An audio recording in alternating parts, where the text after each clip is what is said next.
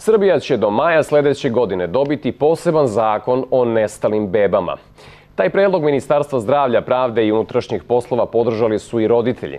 Sve je pokrenuto posle odluke suda u Strazburu, to jest zahteva da Srbija reši slučajeve nestajanja novorođenčadi iz porodilišta. Srbija će biti prva zemlja u svetu koja će doneti zakon o nestalim bebama. Još se ne zna šta će u njemu pisati, ali se zna šta mu je cilj. To je istina, to je pravda. Nekada je ona informacija, nekada je ona odgovornost, nekada je ona prevencija, ali u svakom slučaju sve što država može da uradi, ona će kroz ovaj zakon da uradi. Roditelji koji sumnjaju da su im deca nestala, a ne umrla u porodilištima, očekuju da će konačno saznati istinu.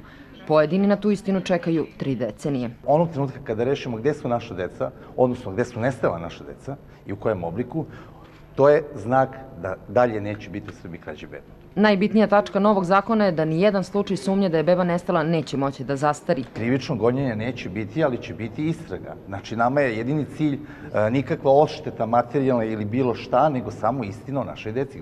Imajući u vidu da je tužilačka istraga i da mi radimo po nalogu tužilaštva, mi ćemo sve što tužilaštvo traži od nas sprovesti i uraditi najbolje što je moguće.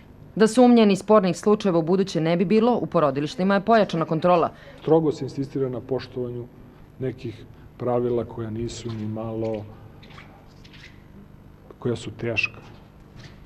Da vidite svoje mrtvo dete, da učestvujete u sahranjivanju i ostalim stvarima. Da im je dete iz porodilišta nestalo, a ne umrlo, kako im je rečeno, prema podacima Ministarstva zdravlja, sumnja više od 500 porodica u Srbiji. Gost Dnevnika je Goran Filipović, jedan od roditelja koji traga za istinom o nestaloj bebi. Dobroveče. Dobroveče. Gospodine Filipoviću, vaša ćerka je rođena 1998. godine i tada je rečeno da je preminula. Koje je bilo obrazloženje lekara tada? Pa 1998. godine supruga mi se porodila u bolnici u Višegradskoj i istog dana je dete prebačeno na institut za majku i dete. Nakon 24 sata sam otišao da vidim svoje dete i doktorka izašla i rekla je, nažalost, vaše dete pre 15 minuta preminulo. Insistirao sam da vidim dete, da se raspitam kakva ide procedura za sahranu, međutim to mi nije dozvoljeno s obrazloženjem da bolnica ima obavezu da sahranjuje decu, svu decu koja do 40 dana nisu izašla kući. A da će roditelji dobiti, između ostalog i mi, telegram o grobnom mestu gde je dete sahranjeno. Kada telegrama nema mesecima i godinama iza toga, onda vam se probudi sumnja da zaista nešto se čudno desilo u čitavoj toj priči. Koliko je prošlo tada, kada je tačno počela da se rađa sumnja? Pa sumnja vam se rađa odmah. Zašto bi vas neko sprečavao da vi vidite sopstveno dete u bilo kom obliku? Svi smo mi ljudi i navikli smo i na smrt i na život. I ako vas neko silom pokušava sprečiti da vidite sopstveno dete, sumnja se javlja istog momenta, ali vi ste tada toliko u tom nekom emotivnom šoku da nemate snage da istrajete do kraja. Kad krenete u istragu posle nekog izvesnog vremena, onda zaista vi uvidite da ste apsolutno bili u pravu, još ako vam se pridruži jako veliki broj ljudi, onda krenete u istinu koja je dovela do ovih današnjih dana i do presude Evropskog suda za ljudska prava. Kada ste se vi i kome sve obratili? Pa, prvo sam tužbu podneo tužilaštvu još 2002. godine. Dakle, tada nije bilo govora o zastarelosti slučajeva, međutim, ono što je bilo objašnjenje tužilaštva, to je bilo da inkriminisano delo, odnosno trgovina bebama u Srbiji, nije predviđena našim krivičnim zakonom, samim tim i ne postoji kao krivično delo. Šta očekujete od ovog zakona? Od ovog zakona očekujemo jako puno. Prvo, ovo je neka satisfakcija za 13-godišnji rad.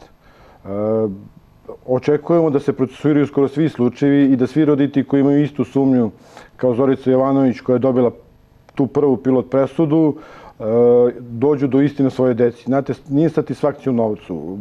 Stalno neko pokušava da menja teze, da roditelji žele novac, da je novčana nadoknada jedini motiv. Jedina satisfakcija svim roditeljima u Srbiji je istina o svojoj deci koja su nestala tokom proteklih decenija. I bojim se da će biti mnogi nezadovoljni takvom presudom, odnosno takvim odlukama, ali iskreno se i nadam da će država Srbija konačno uspjeti da rasvetli veliki broj slučajeva i postati prva država u Evropi i u svetu koja se izborila i donela ovakav zakon. Od ovog zakona očekujemo mnogo, veliki je posao pred nama, nadamo se najbolje.